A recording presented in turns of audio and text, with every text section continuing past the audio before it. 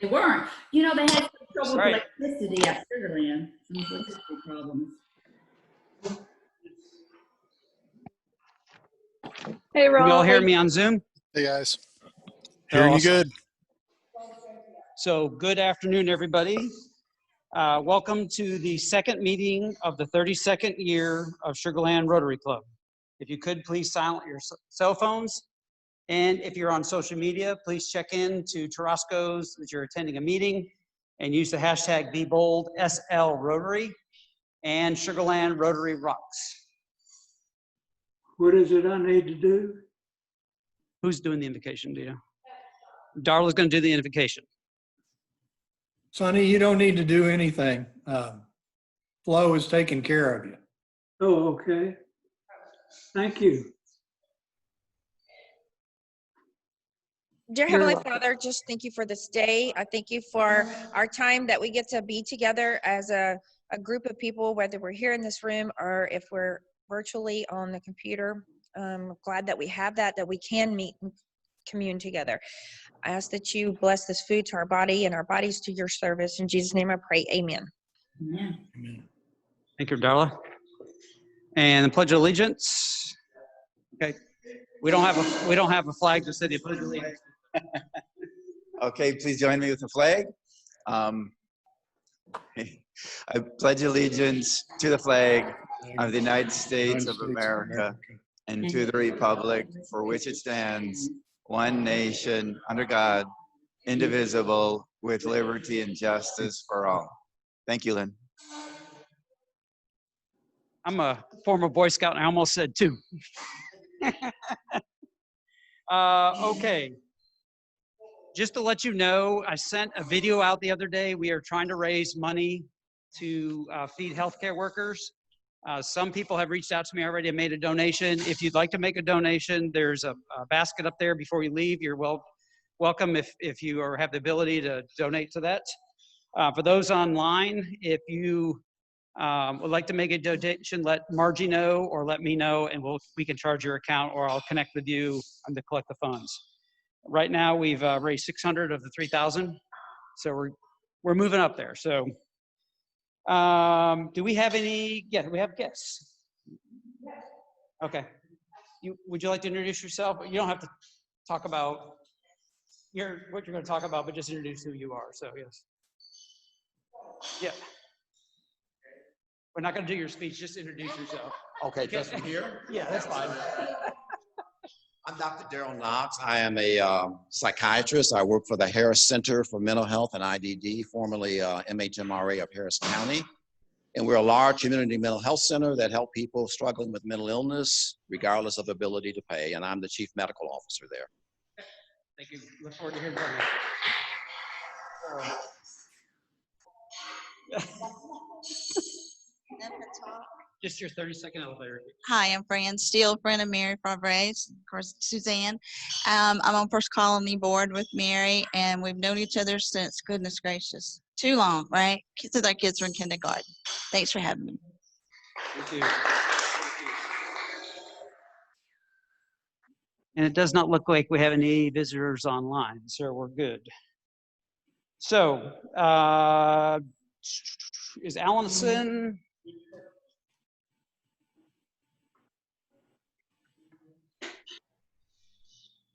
Oh yeah, she is. Hey, Keely, do you want to just introduce yourself again like you did last week? There you go, I didn't see her. Absolutely. Y'all have to forgive me if you hear background noise. I'm having work done in my house and people are outside in the lawn, so I have horrible noise. Anyways, I am a business development director for Brookdale Senior Living. We have 18 senior living communities within the Houston area. 2 are there in your market of Sugarland. We have an independent living Brookdale First Colony and assisted and memory care Brookdale Sugarland. So I am part of the Memorial Spring Branch Rotary, but I've really wanted to connect with you guys because I love them so much, and I definitely see beneficial for both sectors. So I thank you so much for the invite yet again this week. Thanks, Keely. Welcome back.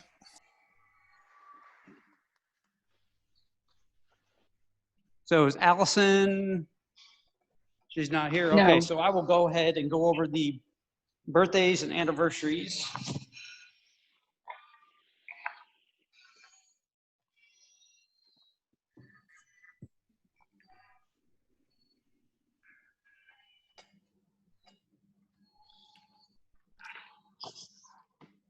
So we have several members' birthdays for this month, July.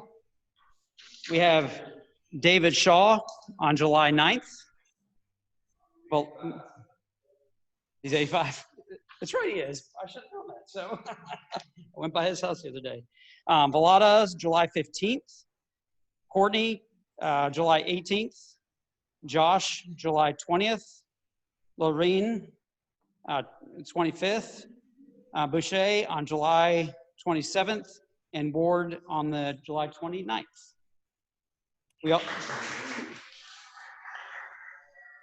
We also have 4 wedding anniversaries. Jack and Jan Brady, 53 years. That's awesome. Natalie, 14 years. Robert and Marianne Walters, 45 years. That's awesome. And Kathy and George Hinchman, 18 years. So that's awesome. Congratulations. Then I have some rotiversaries. This month we have Susan Barnes, 4 years.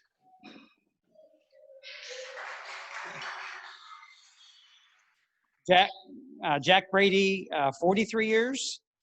Myself, 4 years. Dean Carpenter, 31 years. And David Scanlon, 19 years. So congratulations on the rotiversaries.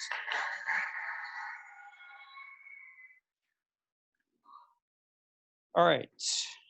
Raleigh, you have the floor. Rotarian of the month. Oh, I have delegated that to Susan today. Okay. Susan got delegated. Okay.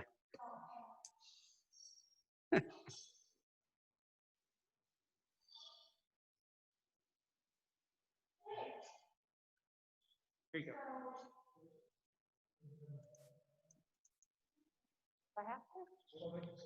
Okay. Hi, guys. Hi, guys. So this Rotarian, you guys all know her well. She was June's Rotarian of the Month, and she's our current Rotarian of the Year. She wanted to join a charity organization to fill a want and need to give back to the community and the area she lives in. She tried several different organizations, but she just didn't feel that they gave her the community service opportunities that she really craved. She was invited to donate and attend Rotary Fall Classic and was so impressed with how far reach our Rotary Club has that she immediately wanted to join. She was born and raised in East Texas. She has lots of hobbies, and she's always wants to try new things. She loves crafts, decorating, poetry, building models, puzzles, puzzle games. She loves cooking and gardening, and she's actually gone skydiving, so you know it's not me. She loves all kinds of music, and what you may or may not know about her is she has an incredible singing voice. Please join me in welcoming and congratulating this month's Rotarian of the Month and our current Rotarian of the Year, Flo Dixon.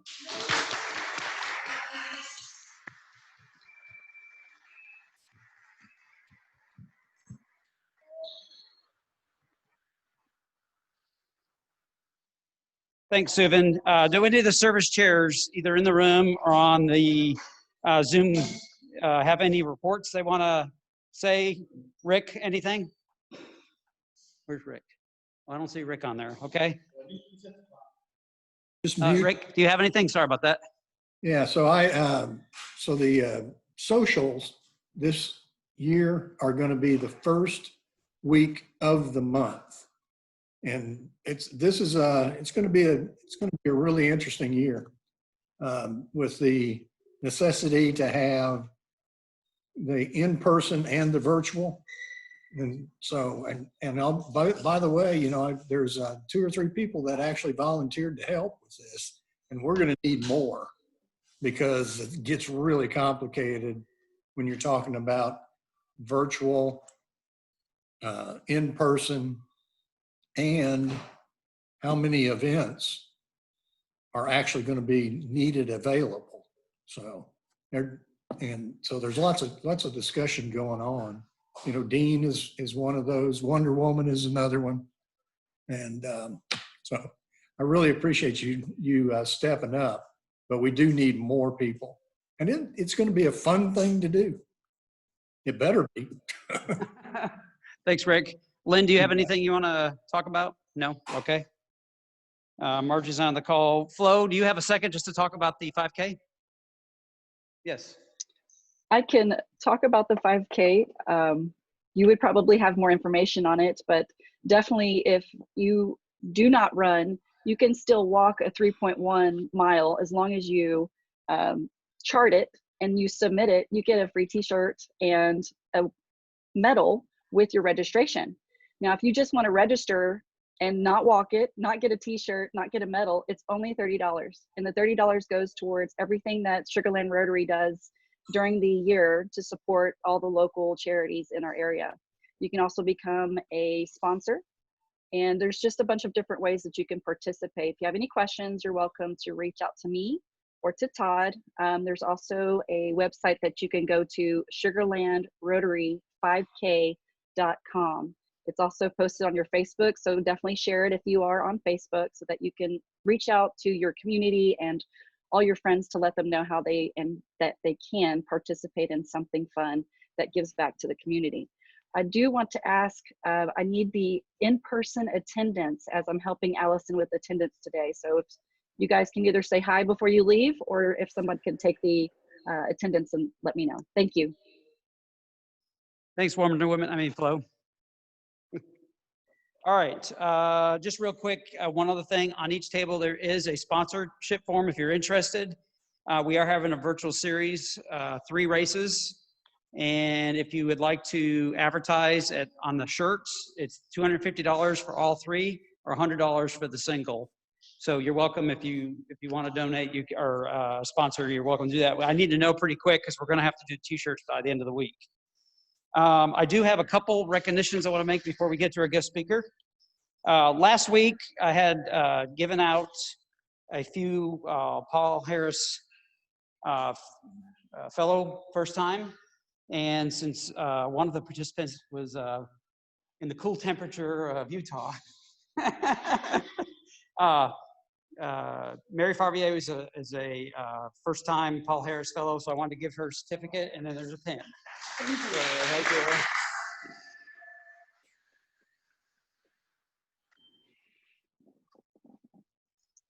I also have 2. Hold on a second.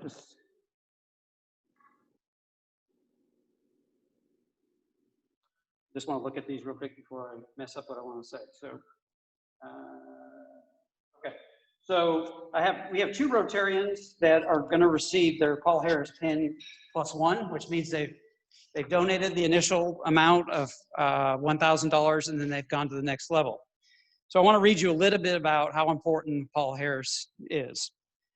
As we move closer to world peace and goodwill today, the 2 recipients are going to become Paul Harris Fellows +1. Their gift to the Rotary Foundation's educational and humanitarian programs are a commitment to peace and to better life of people across the world whom these individuals never have met. It is truly a selfless action. It is because of the gifts like yours, the Rotary Foundation is able to carry out an array of programs that achieve and beneficial changes in our world, improving living conditions, increased food production, better education, wider availability of treatment and rehabilitation for the sick and disabled, new channels for the flow of international understanding, and the brighter hopes of peace. So those that are not a Paul Harris, to become a Paul Harris Fellow, you join a remarkable company of persons throughout the world, all recognized for their devotion to the ideal of goodwill, peace, and understanding. It is the goal of Rotarians all over the world that one that everybody clearly shares. So I have two Rotarians today that have earned their +1. The first recipient is Marvin. There, Marvin. Hello.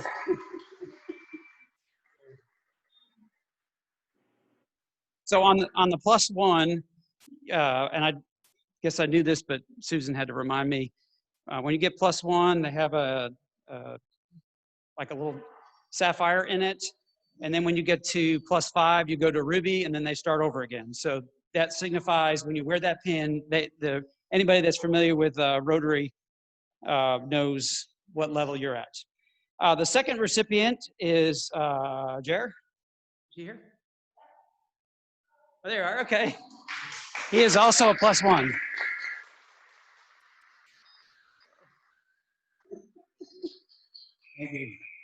Congratulations to everybody. It's an accomplishment for sure and very beneficial to Rotary.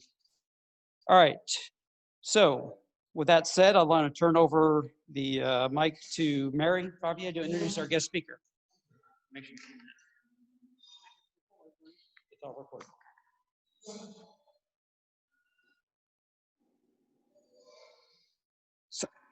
Thank you for attending today's program, either in person or via Zoom. I understand that we will be in this COVID crisis for quite some time. Its impact has touched virtually everyone on the planet, physically, financially, and emotionally. At times, it is hard to see the light at the end of the tunnel. In the last 2 months, I have personally experienced a family dealing with suicide, domestic violence, and an adolescent attempting suicide. As a member of our great service organization, I want our members to be equipped to help offer hope and resources to those who need it now. How can we recognize and assist our fellow members, citizens, colleagues, perhaps ourselves? I have asked Dr. Knox to speak to us today to offer us some assistance. He is the medical officer for the Harris Center, and that is a center for mental health, formerly known as the Mental Retardation Authority of Harris County, providing mental health and intellectual and developmental services to Harris County residents throughout 4 divisions: mental health outpatient services, mental health forensics, intellectual and developmental disability services, and comprehensive psychiatric emergency programs. As the largest provider of mental health and IDD supports in Texas, it serves over 48,000 individuals each year. About 4,500 of those are children.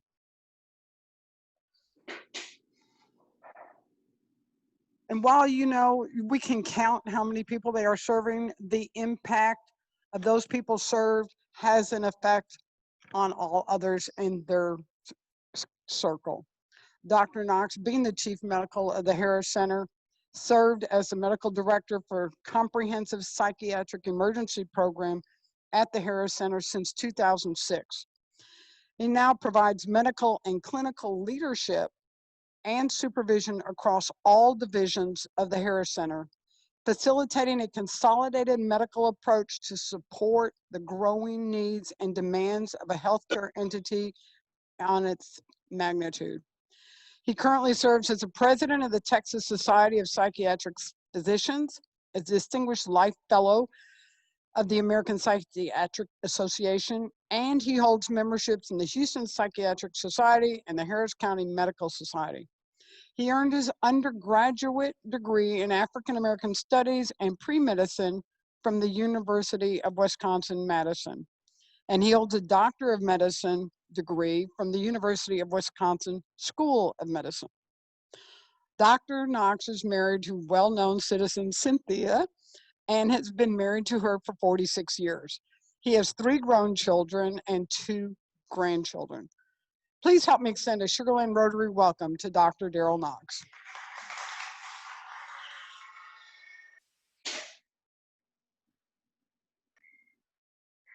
Thank you, Mary, for that introduction. I am the past president of the Texas Society of Psychiatric Physicians, in case you Google it and realize I'm not the president, but I was the president 3 or 4 years ago.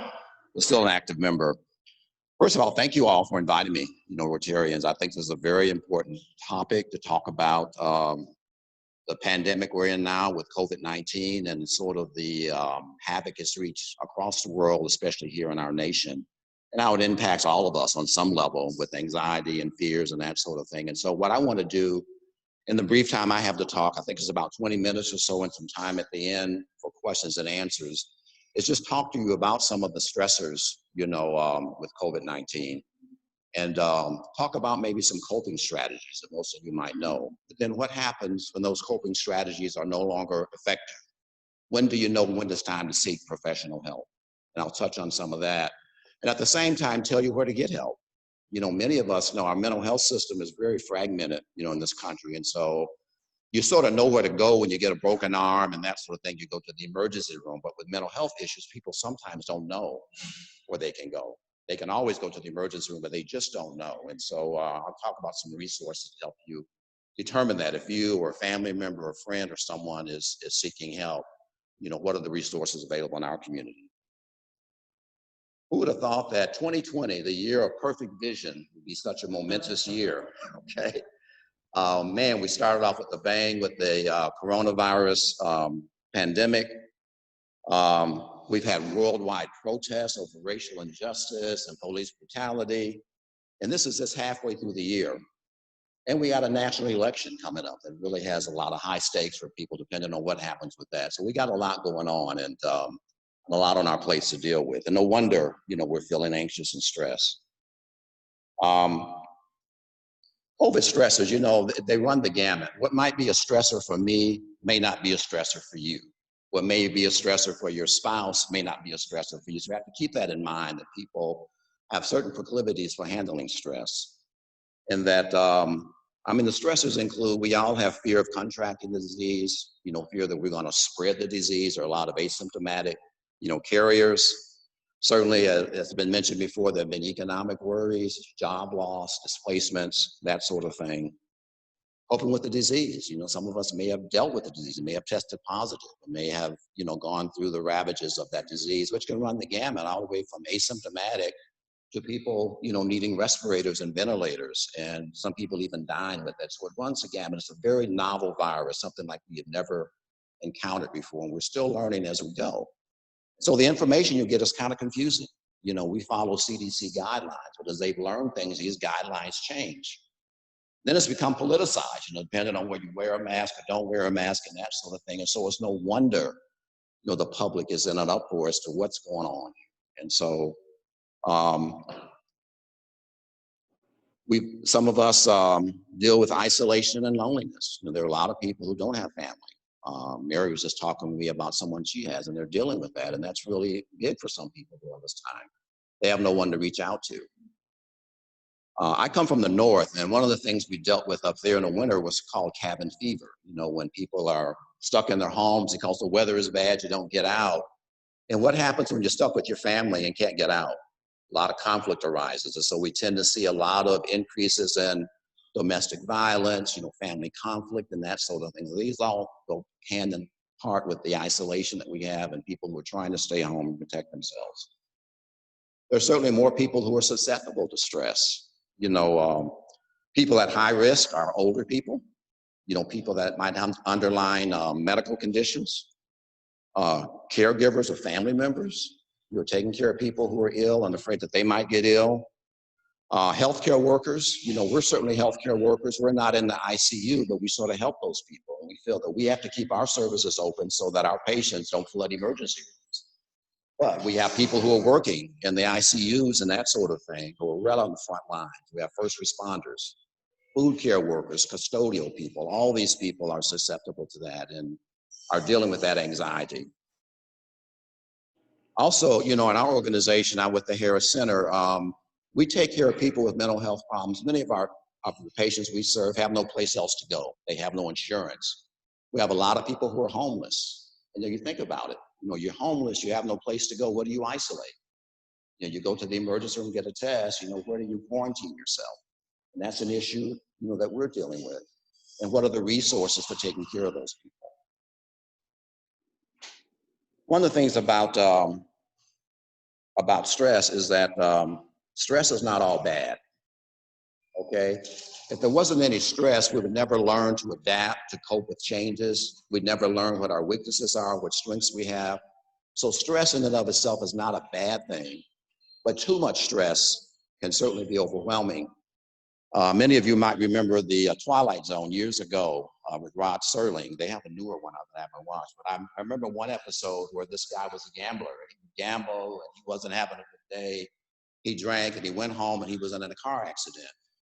And when he woke up the next day, he didn't know where he was, and he went to gamble. And every time he rolled the dice, it hit the exact number. Every time he rolled the roulette wheel, he won the cash pot. Every time he entered the lottery, he won the big prize. And at first he was enjoying this. Then after a while, he realized, hey, I must be dead. And if this is heaven, send me to the other place. And someone said, this is the other place. Okay. So you can imagine that without stress in your life, you know, it could get pretty boring after a while. You wouldn't learn anything, and it would not be good for us. First of all, what do you do? So too much stress, like I said, can lead to mental health problems. First of all, we have to admit that we're feeling stressed and anxious. A lot of us are afraid to admit that. It's okay. We're going through a pandemic. So sometimes I'd say, hey, I'm feeling overwhelmed. Had a meeting with one of my doctors today, and they said that. And I said, thank you for saying that, because she admitted that she was overwhelmed. She works in an inpatient unit. She's trying to find places for these patients who are homeless and don't have a place to go. And so we could support her, say we all share that and feel that. And she's recognizing that. One of the things I tell people too is there's so much information now. When you're feeling overstressed, turn off the news. I have a wife, I love her dearly, but she's a news junkie, and I have to tell her, look, you got to stop watching CNN and Fox and all those other places where people are talking about this constantly. You need to take a break from that. And I tell other people that.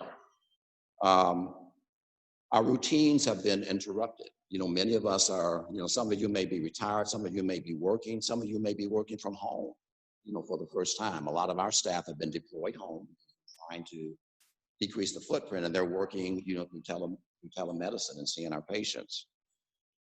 But with that, your routine, you know, has been disrupted. And so you have to try to get back to your routine as much as possible.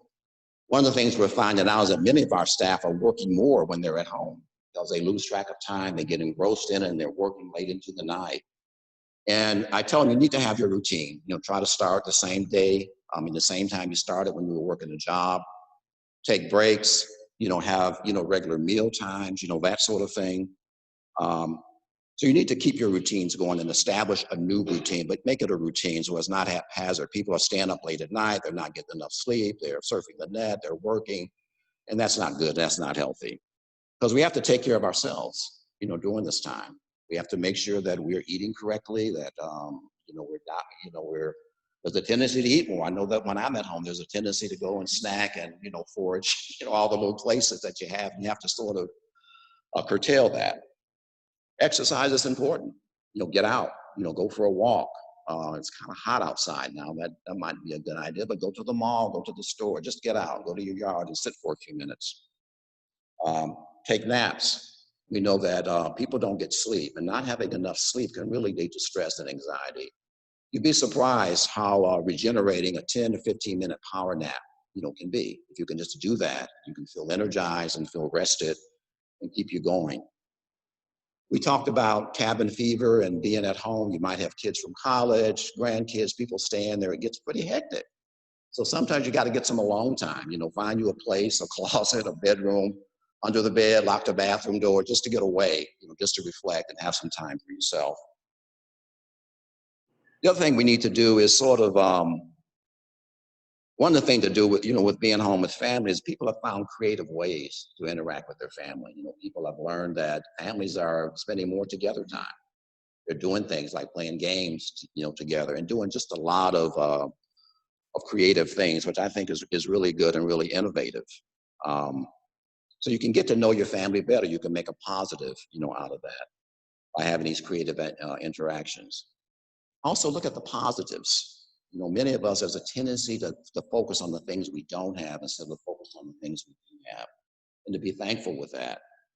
Like I mentioned before, we have people who are homeless. You know, think about that. I mean, their problems, my problems pale in comparison to what those people, you have to deal with that. So keep that in mind when you're feeling down and feeling that things are not going your way. I think it's, so look for things that are going well than what's going wrong. Because we can get ourselves into this negative pattern of thinking and just spiral down into the depths of despair sometimes if you let it get to you. I think being able to reach out to others. I think the Rotarians are good. You all do a lot of community service and pretty good. It's good to be involved in those kind of activities. They're more important now than they ever were, you know, for us to think about those people who are less fortunate and some of the needs in our community.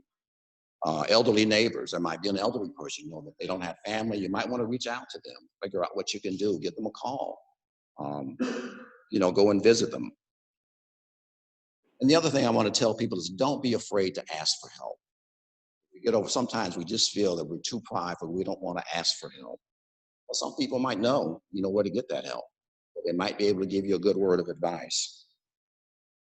Other things that you can do is, you know, and most of you, I'm not telling you anything new with this, but we found that with some people have more time. Like on the weekends, there's no place to go. I would rip and run every Saturday up and down and doing all these things. And I realized, okay, cool your jets. My wife tells me, cool my jets. I'm in a high-risk group. I'm old, and I have some underlying, you know, health conditions. But I realized now I've started reading books I haven't read before. I'm reading a book now about the 1918 pandemic, which is pretty interesting book.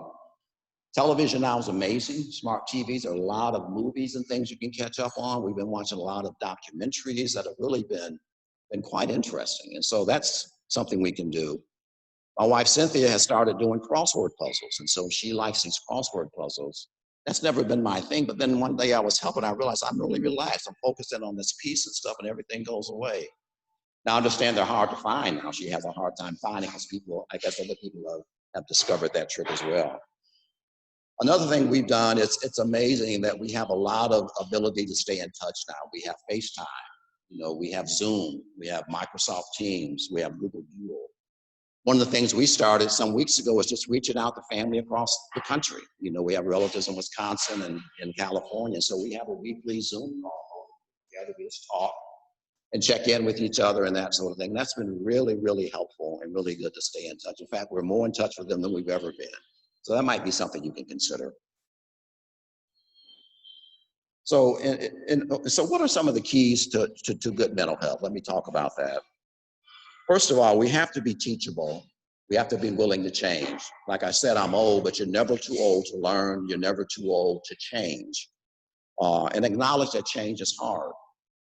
You need to know your strengths and your weaknesses. We all have talents, but we all have weaknesses. Some of those weaknesses can be overcome, you know, by learning new things, but we have to have a good inventory of that. I think in a marriage, it's really important to realize that your spouse may have certain traits that you don't have. And so if your wife is a good financial keeper, why not let her, you know, be responsible for the financial records? If you're good at other things, you know, do that sort of thing and recognize that other people's talent. Also, be willing to accept things. You know, there are some things we can't change. And I know this is trite, you know, but you have to be willing to accept this is a hard thing to deal with. But I think we're going to get through it. We have to accept that it's hard and sort of look to see what we can do to help ourselves and others to get through it. One of the things people come to me a lot of times in therapy, they come because they want other people to change, okay? We can't change other people unless they want to be changed. We can change ourselves. There are people who cause us stress in our life, and we spend so much time trying to change them, trying to fix them, instead of realizing, well, maybe I need to fix myself. So the things that they do to me that cause me stress won't cause me stress anymore, okay? Certainly if you're born 5'2" and you want to be 6'3", you can't change that, okay? If you're 6'3" and want to be 5'2", you can't change that. You have to accept, you know, that. You can't change the sex that you are. Well, I shouldn't say that. I guess you can these days. You can do that. Take that out of my notes, okay? The other thing I tell is be willing to listen to other people. And this is really important in this day of political divide and that sort of thing, is that you don't have to agree with other person's views, but you can at least listen to their perspective what maybe led them, to that position or that belief. And even though they might not change your mind about it, you can certainly understand, how that person got there. I used to do a lot of work in the prison system, and I would see people who come to prison, people who are on death row, people who had done tremendous crimes. And although I certainly couldn't condone the crime, when you listen to their histories of what they've gone through growing up, of being abused from a very early age, being subjected to alcohol and drugs, at the age of 10, people betraying and being physically, emotionally, and sexually abused, by loved ones and parents. It's no wonder they didn't turn out, to be sterling citizens, okay? But we tell people that it's always possible to change. You can't change your past. You can't change what happened to you. You can't change what your parents did to you or didn't do to you and that sort of thing, but you can change your circumstances now, your attitude, and move on. And I think those are keys to be happy. Also, I mentioned before, learn to be thankful. And the real key to happiness is contentment. Okay, being content with whatever your lot in life is.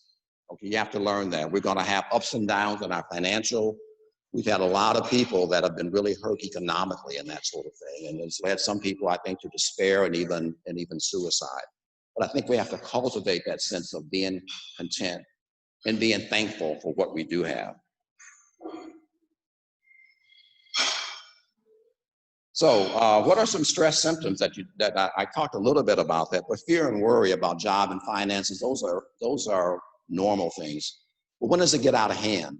When that's your predominant thought, you put yourself into this system of despair, thinking about that day in and day out, to the point where you can't sleep. You might not be eating.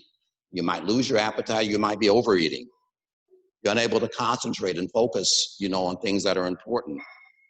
There might be a tendency to increase use of alcohol and other, mind-altering substances. You may be persistently sad. There may be personality changes, and usually other family members notice that you're not yourself. You used to be happy and jovial, and now 90% of the time you're sad. Also, people, when they begin to have thoughts of wanting to give up. Mary talked about suicide and that sort of thing, but that's a system that, hey, I need to go and get help. When it gets to that, where you're dwelling on that.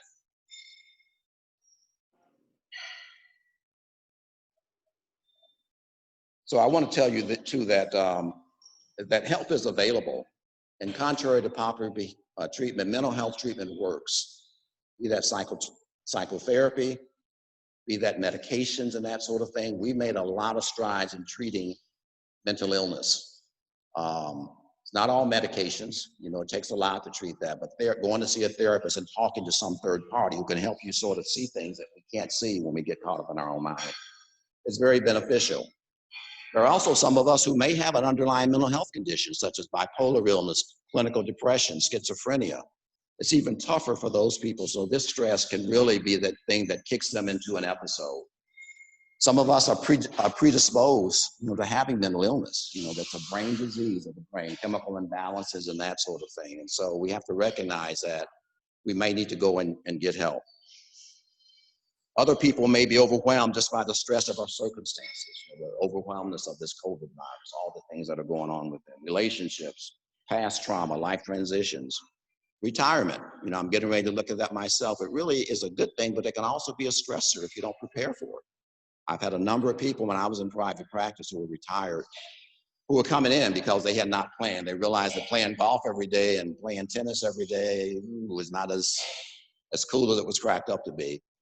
And usually it was their spouse that was bringing them in. It's usually the wife. I had a husband one day who got so bored that he went and changed all the artwork in the house while the wife was out. She was kind of furious. They were going rearranging all the furniture and getting depressed. And a lot of these people just had not planned retirement. Some of them were clinically depressed and really needed some help in getting over that and getting into, how do I make this new stage of my life something that's meaningful and beneficial to me?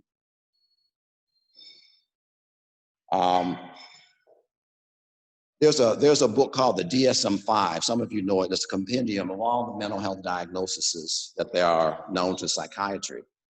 And if you start reading that, you're going to say, oh my gosh, I have this. Oh my gosh, I have that. Well, all of us are going to have some of those things in there. It doesn't mean that you have that trait. But one of the things that happen is we do have overwhelming emotional changes, depression, sadness, inability to sleep, inability to concentrate, that may be a sign that I need to get help. And one of the things we look at is, has it interfered with your functioning?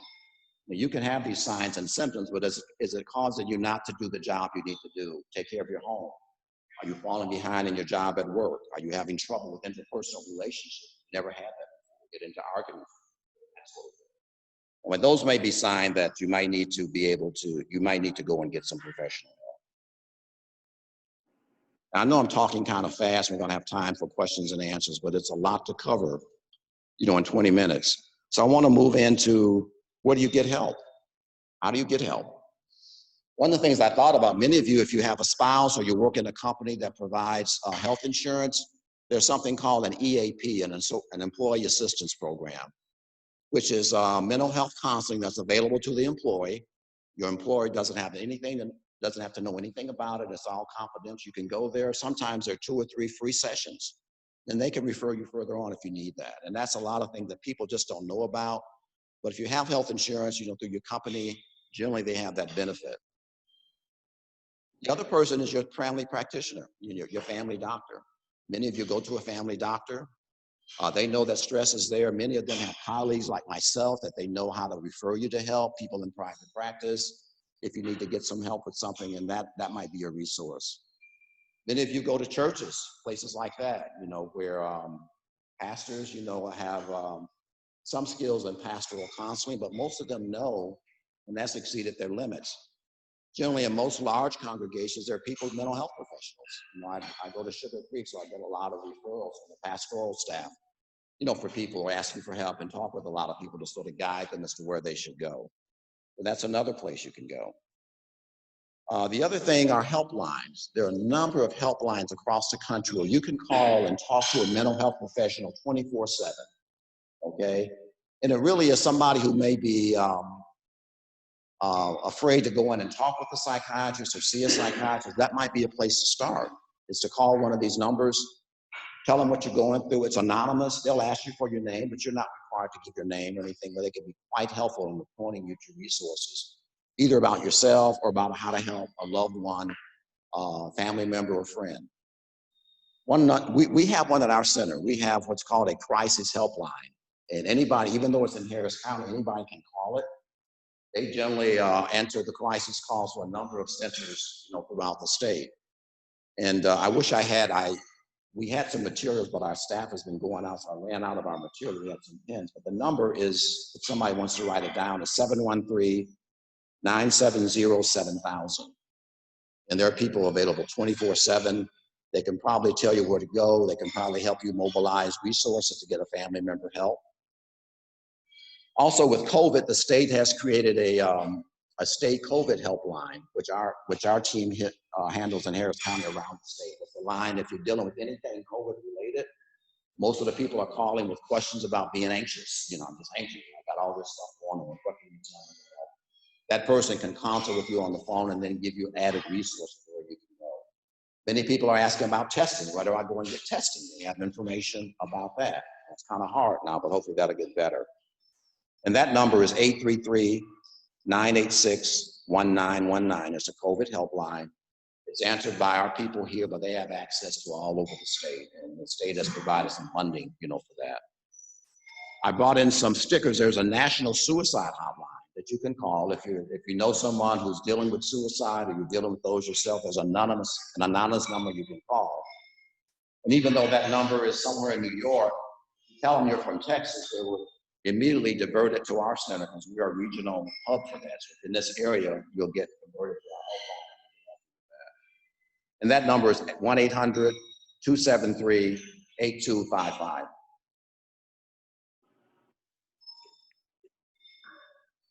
So I'm at the end of my talk. I know I talk fast. I went through a lot of materials. Are there any questions or anything like that that I can maybe answer for you at this point? Yes, sir.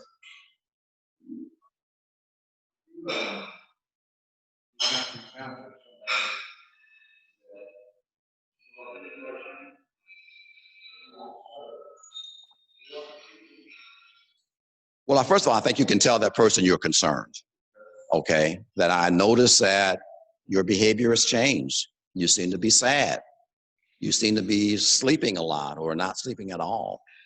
And I'm concerned about you, okay? I would like to help you find somebody to talk to, maybe, to do that. You want to talk with your family doctor, that might be the easiest person to start with. You want to talk with the pastor, you know, at church. But I would engage them in a conversation about that. You can also give them a helpline. You can call the helpline yourself to say, I got this person, I've tried to do this, give me some tips on how to help them.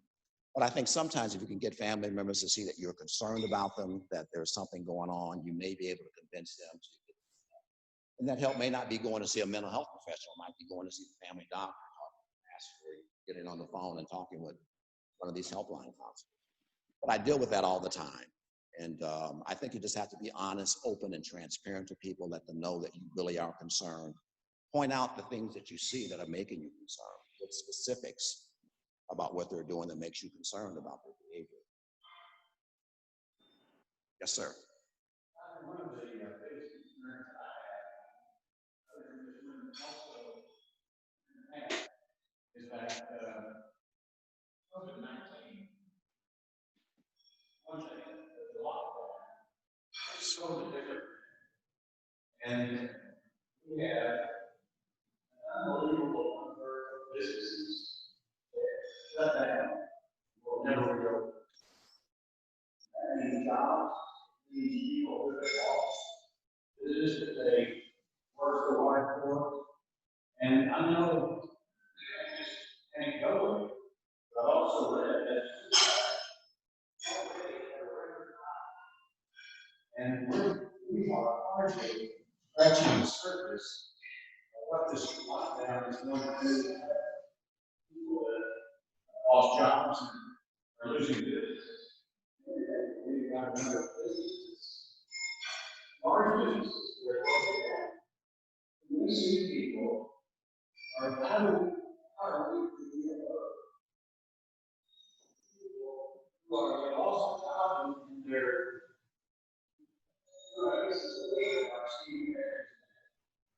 how do we be good friends and caring friends and help people just do the work?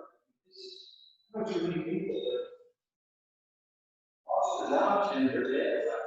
Yeah. In 60 days.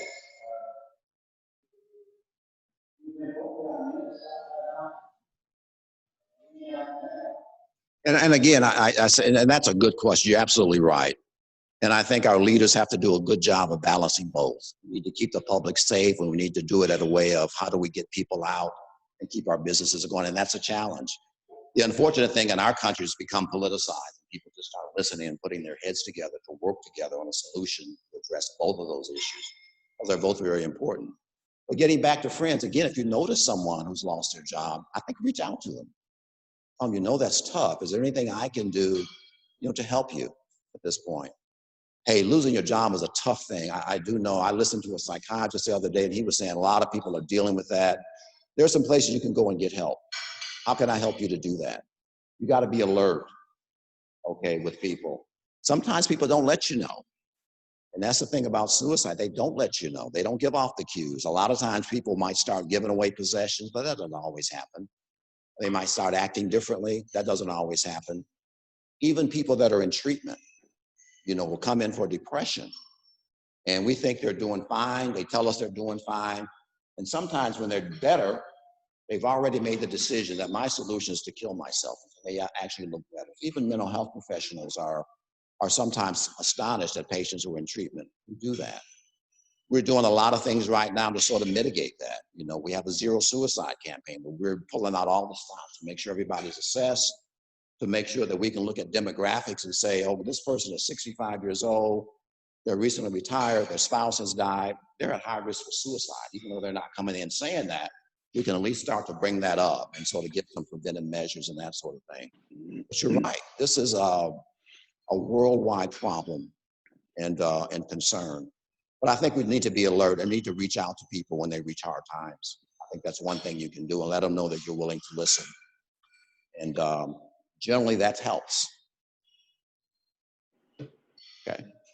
Yes, ma'am.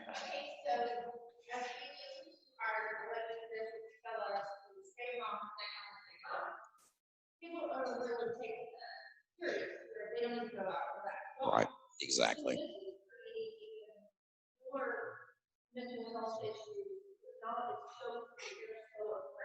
Right.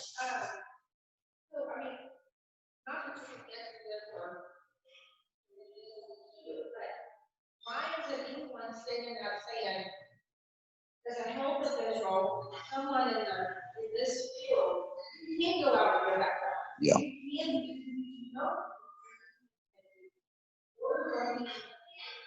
yes, we have to be careful where we go, what we do. But somebody needs to stand up and say, hey, here's the perimeter, but don't be so fearful. Yeah, and I think some of that has been said. You're right. I mean, doesn't mean you can't go out for a walk, the mask, walk in your yard, do that sort of thing. You're right. Some people get overly paranoid about it. You can't do anything and get paralyzed. And that's a wrong approach as well. But you're absolutely right. You have to tell people, yeah, you can go for a walk, wear your mask. We live around a lake, so it's nice to go there, but there are a lot of people there, so you can wear a mask, try to, protect yourself, from people. Mary knows what I'm talking about, yeah. But you're right. We have to let people know there are parameters. Sometimes you have to make decisions for yourself. I can go into my backyard. I can go on my front porch. I can walk around my house. I can walk down the block. I can even go to the store. Some of us have to go to the store. We'll do that. There are safe ways to do that. Okay. Yes, sir.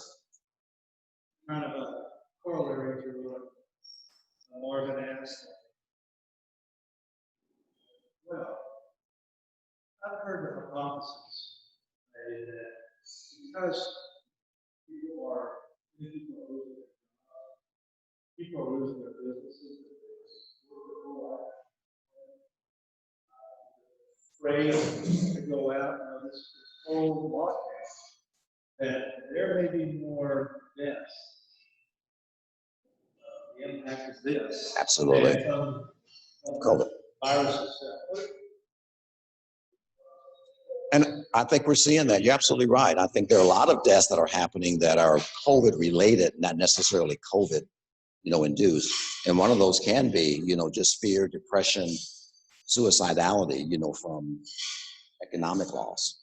And so we're recognizing that. That's a worldwide problem. And again, I certainly don't want to make this political, but I think it helps when everybody in leadership is on the same page of trying to find a solution rather than,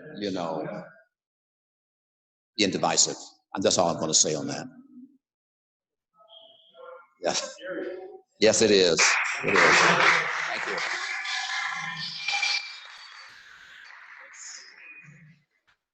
Thank you, Dr. Knox. Will you be available afterwards if people have additional questions? Will you be available afterwards if people have questions? Okay, thank you. Real quick, last night the board voted to suspend our monthly dues in July. We've been doing that the last several months, so there will be no dues charged this month.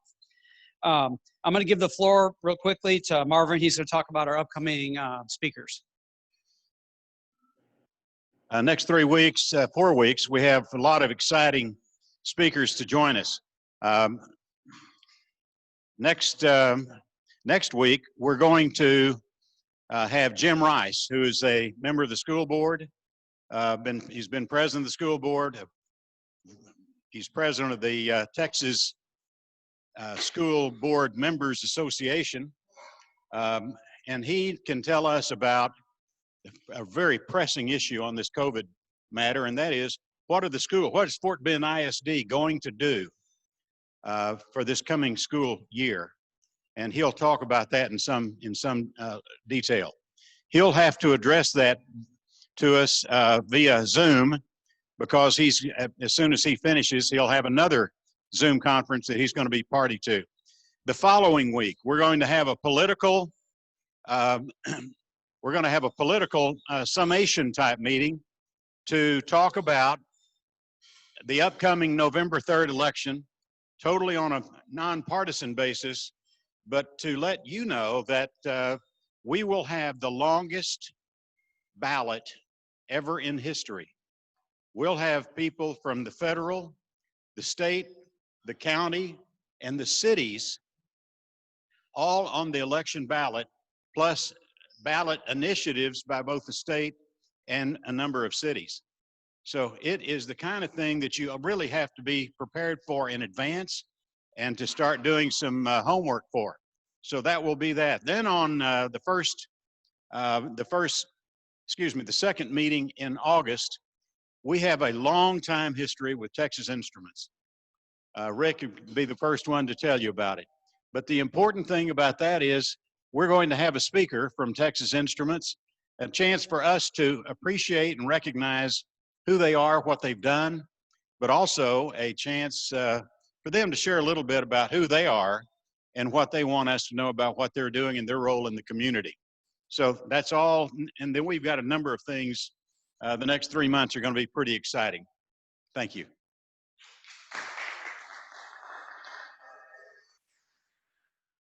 Thank you, Marvin. Okay. I want to thank everybody that visited with us today. Thank you so much for coming to the club. Keely, thanks for visiting us again. Appreciate it.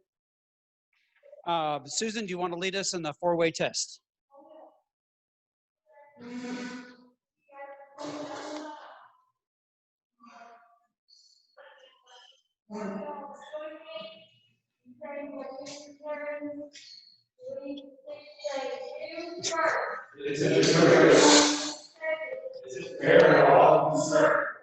Third, will fourth, All concerned. pretty good. Yes. So in conclusion, be safe, be healthy, be bold, and do something different. Our meeting is adjourned.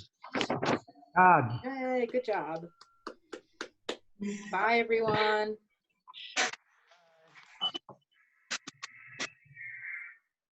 Our guest in Zoom wants Dr. Knox's information. Okay, I'll get it for him.